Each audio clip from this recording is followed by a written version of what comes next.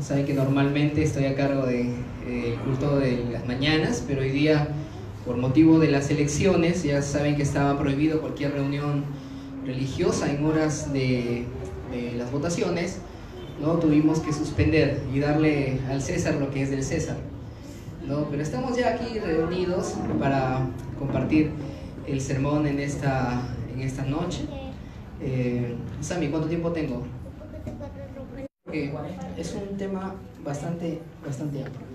Les invito a abrir sus Biblias en la carta universal de Judas, los versos 24 y 25.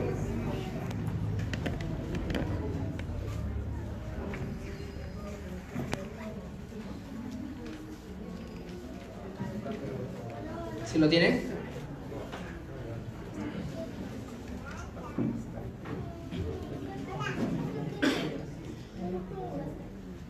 Es un poco curioso quizás estos versículos, ya que es una doxología y siempre está ubicada al final de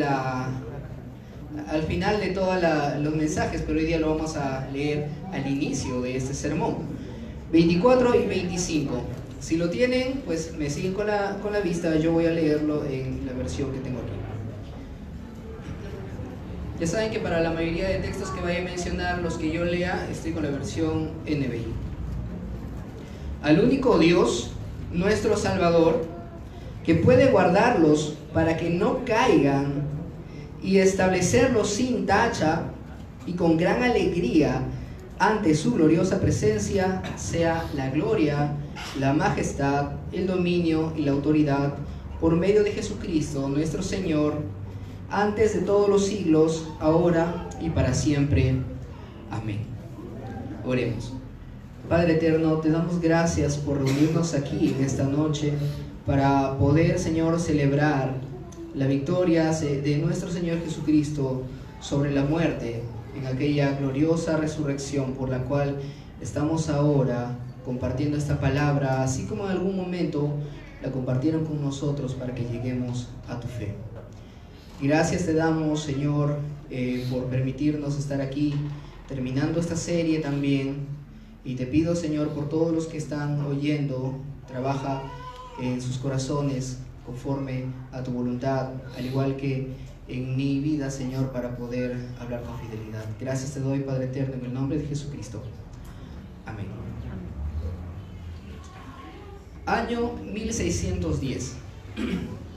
Tras la muerte de Jacobo Arminio, sus discípulos presentaron una protesta al Parlamento holandés, en la que especificaban 5 puntos de la doctrina a la que ellos llamaron por primera vez calvinismo, con los cuales no estaban de acuerdo.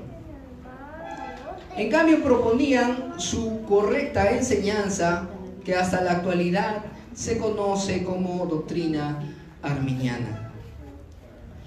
Estos términos fueron evaluados en el Sínodo de Dort durante 154 sesiones a lo largo de casi medio año. Al finalizar, los representantes del Sínodo concluyeron en que la doctrina arminiana era incorrecta. Y en cambio presentaron los 5 puntos del calvinismo, o como ellos le llamaron, el tulip, donde cada una de las letras de este tulip era la inicial de uno de los 5 puntos que se han venido desarrollando en las últimas 4 semanas en los sermones de la tarde. Aquí, el día de hoy ha llegado el momento de cerrar con la última doctrina, llamada la perseverancia de los santos. Como pueden ver la imagen, los que ya la han visto desde la publicación, ¿no? La imagen es un tulipán precisamente, ¿no? El tulip. Dependiendo del contexto, algunos le dicen la salvación no se pierde, salvo siempre salvo. Pero como pueden darse cuenta, le pedí a nuestro diseñador que le colocara preservación de los santos. No perseverancia, sino preservación, ya que este título refleja con mayor exactitud lo que significa esta doctrina. Pero antes de empezar con la enseñanza de la preservación de los santos, vamos a tomar unos minutos para analizar la enseñanza contraria. Vamos a ir a lo largo de 4 puntos y este es el primero: la pérdida de salvación.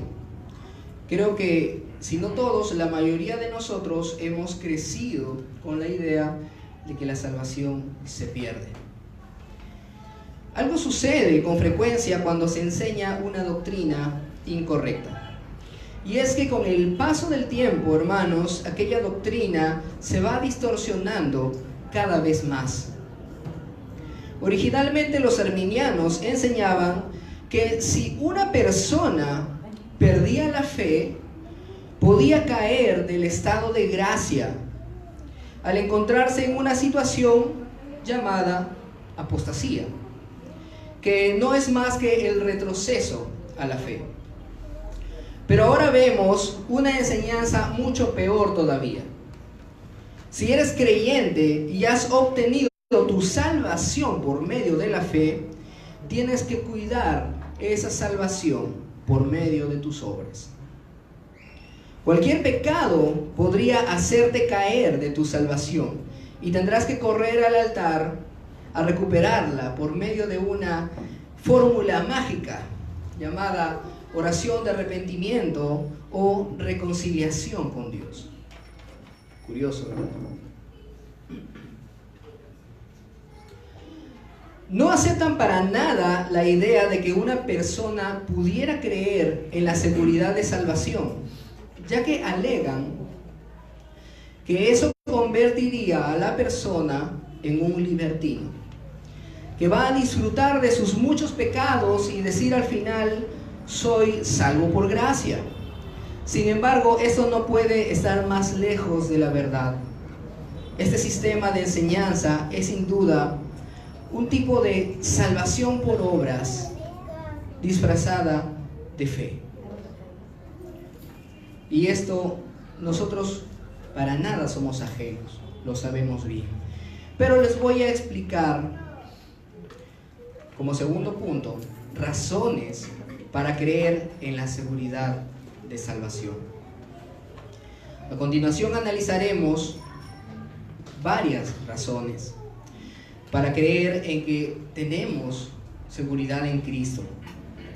Con el estudio de las Escrituras tú vas a poder sacar muchas más razones. Si quieres puedes desglosar muchas, pero hoy por cuestiones de tiempo solamente vamos a estudiar 7 razones para estar seguros de nuestra salvación. 7 razones. Vamos con la primera. Dios hace todo para su gloria. Si visitamos la carta de Pablo a los Efesios, por favor, alguien que me ayude con esa lectura. Efesios capítulo 1, versos del 3 al 14. Creo que es un poquito extenso, así que vamos a resumirlo un poquito. ¿Sí? Pero igual quiero que lo ubiquen, por favor, si tienen a la mano sus Biblias. Efesios capítulo 1, verso del 3 al 14. Es un pasaje muy conocido por nosotros ya, ¿no? ¿Sí? Donde el apóstol Pablo habla acerca del tema tan difícil de entender como es la predestinación. Es decir, que el Señor desde antes de crear toda la tierra ya había elegido a aquellos que habrían de salvarse. Esa doctrina la vinieron desarrollando ya en las últimas semanas con el nombre de elección incondicional. No quiero adelantarme a otro punto, sino más bien me quiero centrar en 3 frases repetitivas, ¿sí? 3 frases repetitivas a lo largo de estos 12 versículos. Nosotros podríamos decir, de repente, Pablo tenía un limitado listado de frases, quizá, y por eso mucho repite las cosas. Sin embargo, cuando vamos al contexto judío, hermanos, cuando una persona repetía 3 veces el mismo asunto, es porque era realmente importante. Y nosotros también debemos verlo de la misma manera. Quiero que alguien lea por favor el verso 6. ¿Verso 6? Sí, Samuel. Para alabanza de la gloria de su gracia que gratuitamente ha impartido sobre nosotros en el amado. Amén. El versículo 12. A fin de que nosotros, que ya hemos puesto nuestra esperanza en Cristo, seamos para alabanza de su gloria. Amén. El versículo 14.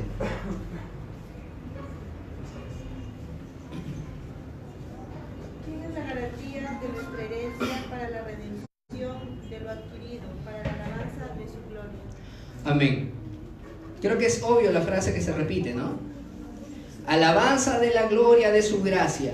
Seamos para la alabanza de su gloria. Para alabanza de su gloria, en el verso 14. Si la elección, ya que esos versículos hablan de la predestinación, si la elección de Dios es para la alabanza de su gloria, no me imagino el día del juicio final al diablo diciéndole a Dios: ese yo te lo gané, tú lo salvaste, moriste por él, pero yo te lo gané y ahora se va conmigo para el infierno. Yo he visto hasta videos acerca de eso, He visto videos de supuestamente el diablo al final diciéndole al Señor, o diciéndole a los suyos: cada alma que se pierde es una que le gano al Señor. Eso es una blasfemia. Porque si Dios elige a los suyos para la alabanza de su gloria, no va a permitir que ninguno se pierda. Segunda razón, la salvación final es una consecuencia precisamente de la elección inicial de Dios. Ya mencionamos los versículos en Efesios. Simplemente sería absurdo pensar que aquellos que el Señor eligió desde antes de la fundación del mundo se vayan a perder en el camino. Pero aún con esto, tenemos más versículos para sostener esta misma razón. ¿Sí? No es suficiente con Efesios, vamos a visitar otros versículos. Romanos, capítulo 8, versos del 28 al 30. Por favor, alguien que me ayude con esa lectura. 28 al 30 de Romanos. Sí. 8. Dice así: y sabemos que para los que aman a Dios, todas las cosas cooperan para bien. Esto es, para los que son llamados conforme a su propósito. Porque a los que de antemano conoció, también les predestinó a ser hechos conforme a la imagen de su Hijo, para que Él sea el primogénito entre muchos. Y a los que predestinó, a estos también llamó. Y a los que llamó, a estos también justificó. Y a los que justificó, a estos también glorificó. Amén. Este último versículo nos da algo que en teología se le conoce como ordo salutis, o el orden en el que se lleva a cabo la obra de redención en el ser humano. A los que predestinó, también los llamó. A los que llamó, también los justificó. Y a los que justificó, también los glorificó. De modo que vemos, hermanos, aquí que el mismo grupo que fue predestinado llega hasta el final a ser glorificado.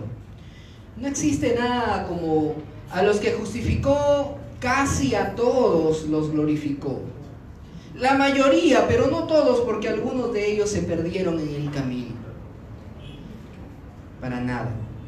Es el mismo número de predestinados, el mismo número de llamados, el mismo número de justificados y el mismo número de glorificados. Quizá alguno diga: pero yo salgo a predicar y llamo a muchos y no todos vienen, porque inclusive dice que muchos son los llamados, pero pocos los escogidos. Y el punto es que no se refiere a los que tú llamas, sino a los que el Espíritu Santo llama. Y eso también se ha visto en la en el sermón de la gracia irresistible. Amén.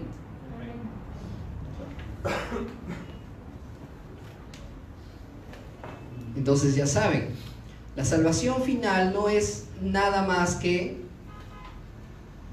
una consecuencia de la elección inicial de Dios. Pero si quieres complementar este segundo punto con una tercera razón, pues diremos de que la salvación final es la consumación de una obra que fue iniciada por el mismo Dios. Vayamos a Filipenses capítulo 1, verso 6. ¿Alguien que me ayude con ese verso?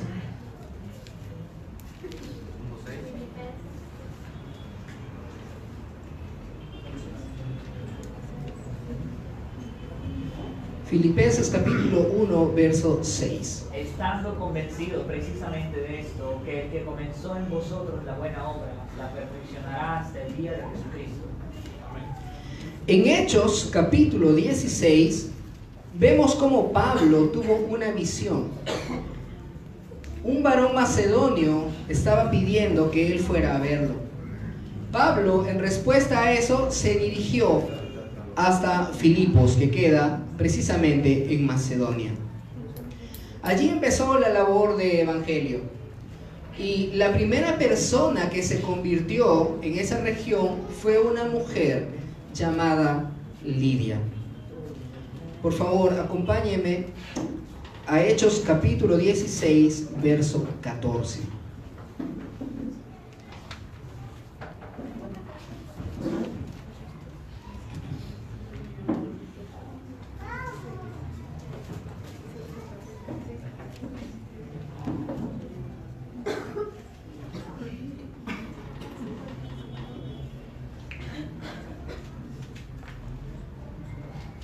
¿Quién lo lee?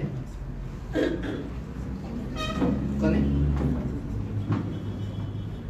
Entonces escuchaba cierta mujer llamada Lidia, cuyo corazón abrió el Señor para que estuviese atenta a lo que Pablo decía. Era vendedora de púrpura de la ciudad de Tiatira y temerosa de Dios. Amén. Lo siento, con el próximo versículo va a ser para ti. Como ven ahí, claramente dice que fue el mismo Señor el que abrió el corazón de Lidia para que esté atenta a la predicación de Pablo. Fue el Señor el que inició la buena obra en Lidia, y no solamente en ella, sino en todos los que se convirtieron en Filipos.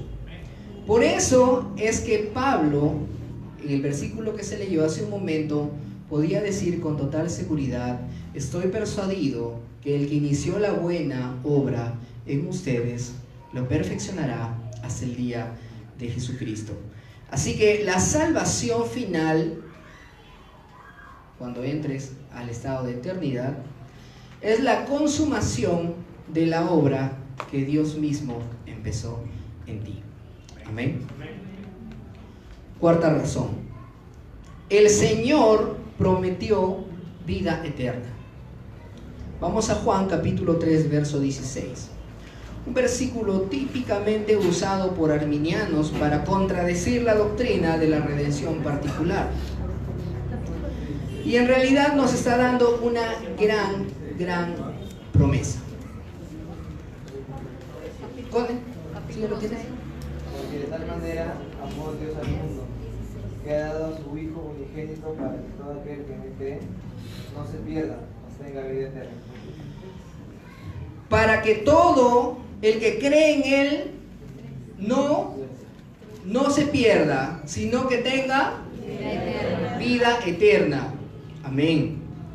No sé qué idea pueden tener acerca de la vida eterna, pero si enseño que alguien cree y entonces tiene vida eterna, y en el paso de los días pierde la salvación, o sea, esa vida eterna dejó de ser eterna porque nuevamente está en estado de muerte, no es otra cosa que mentirles. ¿No creen eso? La vida que ofrece Cristo es eterna. No morirás jamás. Aquellas personas que enseñan la pérdida de salvación, yo les leería Juan, capítulo 11, verso 26, diciendo: Jesús dijo: todo el que vive y cree en mí no morirá. Ya leyeron, ¿verdad? Es la pregunta que hace el Señor. Porque si enseñas que vas a morir en el camino, solamente pongámonos a pensar, hermanos.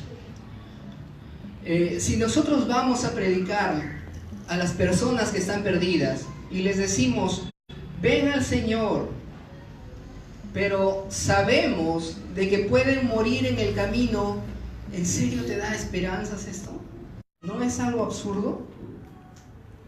Pero si en realidad entiendes que no te vas a perder, puedes con confianza invitar a las personas a seguir a Cristo.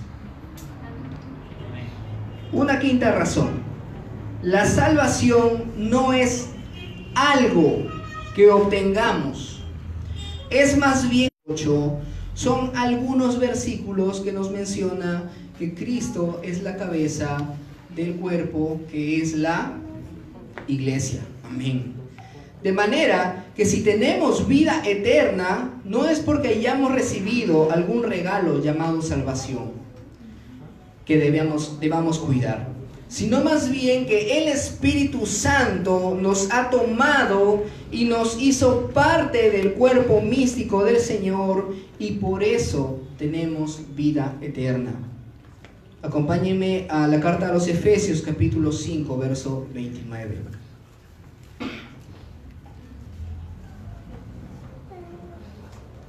¿Quién podría ayudarme con ese versículo?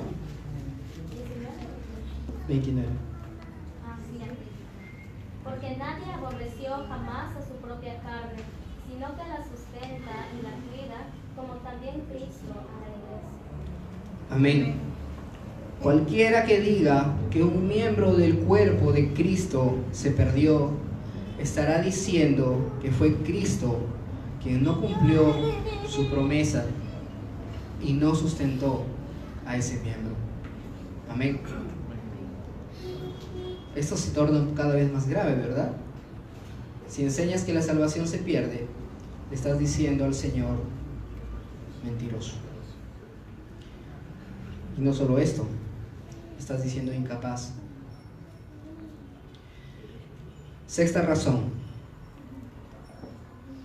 nosotros somos un regalo del Padre hacia su Hijo.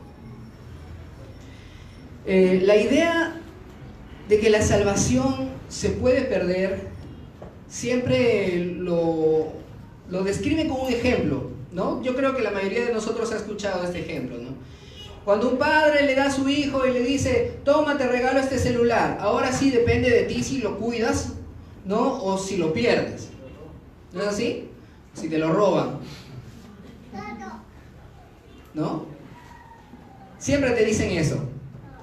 Pero ¿qué tal si yo te digo que no es así, no funciona así? No es que te regalaron la salvación y ahora tú tienes que cuidarla, sino más bien de que tú fuiste un regalo del Padre hacia su Hijo Jesucristo. Y no eres tú el que cuida la salvación, sino es Cristo el que cuida de ti. Amén. ¿Cómo es esto? Vamos al Evangelio de Juan, capítulo 17, verso 2. Sí.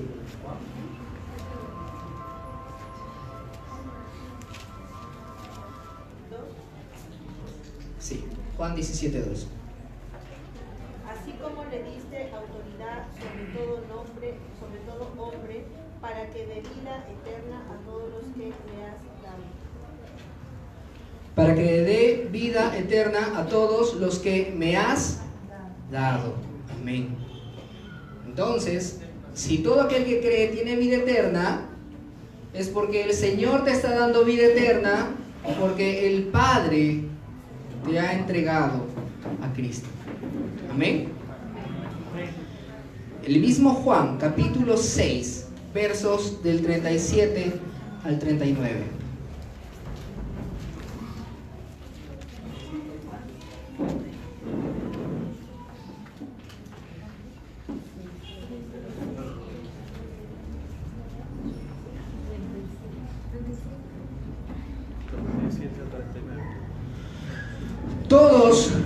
Los que el Padre me da, vendrán a mí. Y al que a mí viene, no le rechazo. Porque he bajado del cielo, no para hacer mi voluntad, sino la del que me envió. Y esta es la voluntad del que me envió, que yo no pierda nada de lo que Él me ha dado, sino que lo resucite en el día final. Amén. De manera de que si dices que la salvación se pierde, no estás diciendo en realidad esto. Estás diciendo que Cristo pierde a los suyos. Último punto, o última razón de este segundo punto. Dios es veraz y cumple lo que promete. Sigamos en Juan, capítulo 10, versos desde el 27 al 30. Como verán, estamos llenos de versículos. Y si citamos tantos versículos es para que vean que esta doctrina está fundamentada en las Escrituras. Del 27 al 30. Sí. Hace unos días me dijeron de una enseñanza que coincidió justo el domingo pasado acerca de que la salvación sí se pierde. Y las razones que daban, ninguna tenía versículos. Curioso. Revelación. Mis ovejas oyen mi voz y yo las conozco y me siguen. Yo les doy vida eterna y no perecerán jamás, y nadie las arrebatará de mi mano.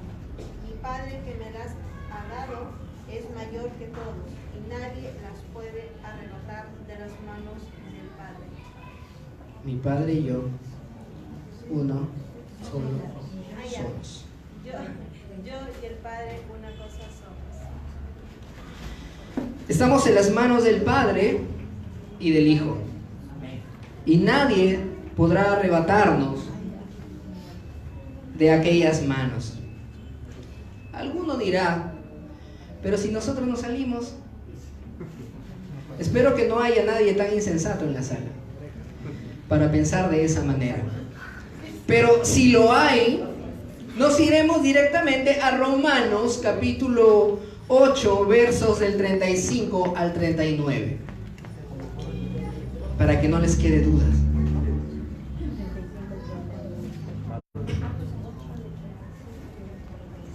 ¿Quién puede darle lectura? Romanos 8, verso 35 al 39. ¿Quién nos separará del amor de Cristo? ¿Tribulación o angustia, o persecución o hambre, o desnudez o peligro o espada?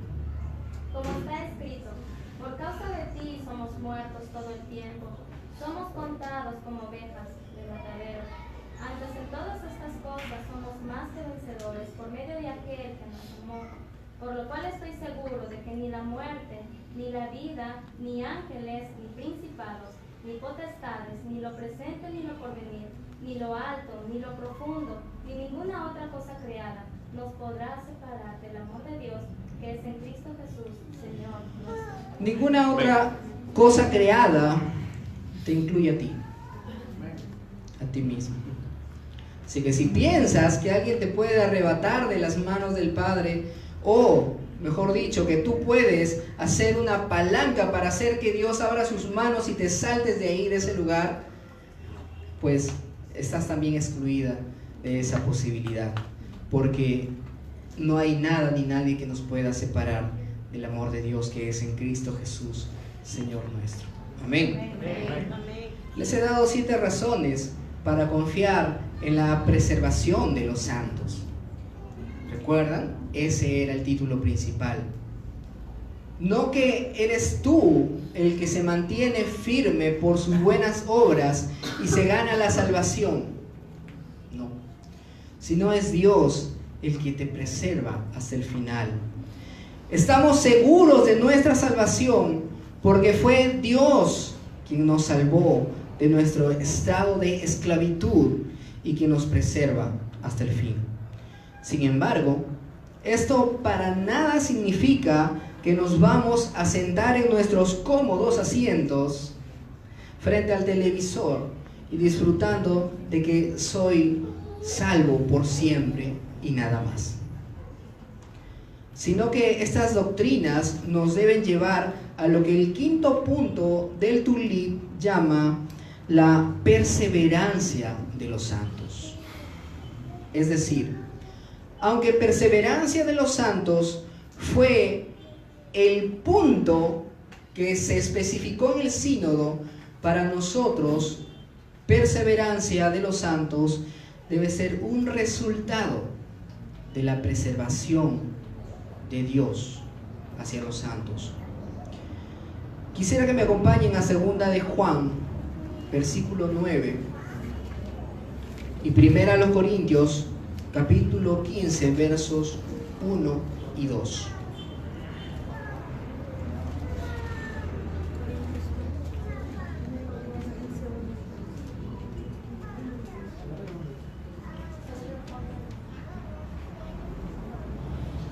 ¿Algún voluntario que todavía no haya leído? 1:9, Juan. 2 de Juan, versículo 9. Todo el que se descarría y no permanece en la enseñanza de Cristo no tiene a Dios. El que permanece en la enseñanza sí tiene al Padre y al Hijo. Amén. 1 a los Corintios, capítulo 15, versos 1 y 2.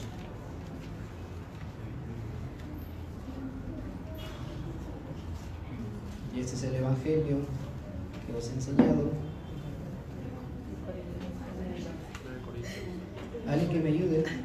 Además, os aclaro, hermanos, el evangelio que os he predicado, el cual también recibisteis, en el cual también perseveráis, por el cual asimismo, si retenéis la palabra que os he predicado, sois salvos, si no creísteis en vano. Amén. Estos dos, entre otros versículos, nos muestran un llamado a la perseverancia. Y es verdad. Si realmente has creído, debes demostrarlo perseverando hasta el final. Pero no como buscando tu salvación, y esta es la marcada diferencia, sino como un acto de gratitud y una demostración que realmente has nacido de nuevo. Amén. No perseveras para ver si te ganas la salvación al final, diciendo: pero el apóstol Pablo decía, no creo haberlo ganado aún, haberlo alcanzado. No creo haberlo alcanzado aún, ¿ves? Ni Pablo estaba seguro de su salvación, dice. Yo he escuchado esa, no es inventado, en realidad lo he escuchado. No es así, sino más bien de que tú tienes que seguir hasta el final, porque esa va a ser la prueba indudable de que eras realmente salvo. Hay quienes en el camino van a regresar atrás, hermanos. Y esto no significa que aquellos hayan perdido su salvación. Porque un cristiano, un creyente verdadero, sí puede, hermanos, caer en pecados y pecados graves. El que esté libre de pecado tire la primera piedra. El que dice que no ha pecado es mentiroso y hace a Dios mentiroso. Sin embargo, aún en todos esos pecados, el Señor es fiel para preservarnos.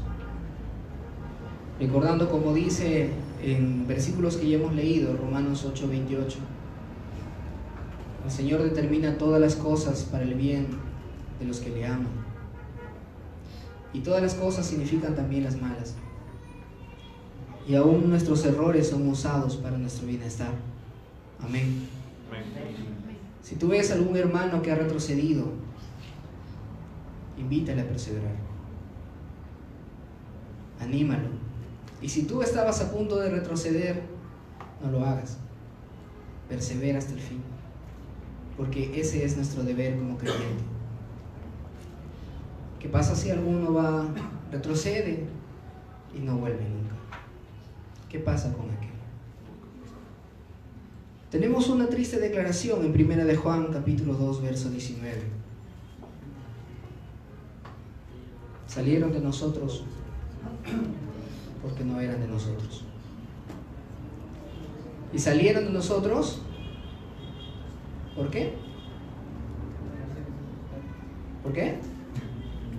¿Ya lo tienen ahí? ¿Qué dice Leti? Para comprobar que ninguno de Para comprobar. Salieron de nosotros, pero no eran de nosotros, porque si hubieran sido de nosotros, habrían permanecido con nosotros, pero salieron para que se manifieste que no todos son de nosotros. Amén. Hermanos, yo conocí a un pastor que cuando una oveja se le iba de la iglesia, se lavaba las manos con este versículo. No hacía ni el menor intento por convencer a esta oveja de que se quedara. Se lavaba las manos y decía simplemente, no era de nosotros. Y salió para que se pruebe de que no era de nosotros. Pero esto no es así. Este versículo en realidad prueba de que aquellos que retroceden atrás no eran de nosotros. Y es verdad. Eso no significa que nosotros no vayamos a hacer todos los intentos posibles para que esa persona permanezca con nosotros. Amén. Estás llamado a perseverar y a animar a otros a que no tiren la toalla. Amén. La doctrina de la preservación de los santos, cuarto punto, en realidad cambia tu estilo de vida. Ya vas a ver. Ya no vas a orar antes de cada viaje por si te olvidaste de confesar un pecado y te vayas a morir en el camino. ¿No? Levante la mano, ¿cuántos lo han hecho? Sea sincero, yo lo he hecho. Yo viajaba desde los 16 años, viajaba todos los días de Bilbao a Trujillo cuando empecé a estudiar y todos los días oraba por si me había olvidado de confesar algún pecado. Ya no lo vas a seguir haciendo. Más bien vas a agradecer todo el tiempo al Señor, porque Él cuida de ti. Amén. Amén. Y vas a poder decir como el salmista, yo me acosté y dormí y desperté porque el Señor me sustentaba. Amén. Amén. Eso es lo que nosotros debemos llegar a sentir. ¿Cómo es que te duermes y sabes que vas a despertar, seguir siendo cristiano? Sin embargo, una realidad que siempre estará presente es que al final, en el juicio, van a existir 4 tipos de personas frente al Señor. Primero, los que no son salvos y lo saben. Y ustedes saben quiénes son, no están aquí. Aquellas personas que son conscientes de que no están siguiendo a Dios. Segundo, los que no son salvos, pero piensan que sí lo son. Y eso lo pueden ver en Mateo capítulo 7, versos 22 y 23. En aquel día muchos dirán, en tu nombre echamos fuera demonios, en tu nombre hicimos milagros. Y yo les responderé, nunca los conocí. Ojo, no significa, yo los conocía, pero no sé, de pronto los he olvidado. Nunca los conocí. Tercer grupo, que es el más común y del cual nosotros salimos en algún momento. Los que sí son salvos, pero no están seguros de eso. Estén seguros, hermanos, de algo. En el día en el que muramos o que el Señor regrese y despertemos delante de Él y diremos, ¿en verdad estoy aquí? Van a haber muchas personas que por causa de todas nuestras luchas sigan pensando que no son salvos. Y aún eso es mejor que pensar que sí lo eres cuando en realidad no lo eres. Porque cuando entiendas el peso de la santidad de Dios comparado a la desgracia de nuestras vidas, en realidad surgen muchas dudas sobre nuestra salvación. Pero peor que eso, son todos los que enseñan precisamente la pérdida de salvación y siempre van a estar temerosos toda su vida respecto a que si lo logran o no lo logran. El cuarto grupo a los que estamos invitados todos es el grupo que son salvos y están seguros de que lo son. ¿Y por qué están seguros? Primero, porque has entendido de que no son tus méritos los que te llevan a Cristo. No son tus méritos los que te hacen salvo, sino que descansas en la gracia de Dios. Amén. Amén. ¿En cuál de estos grupos te encuentras?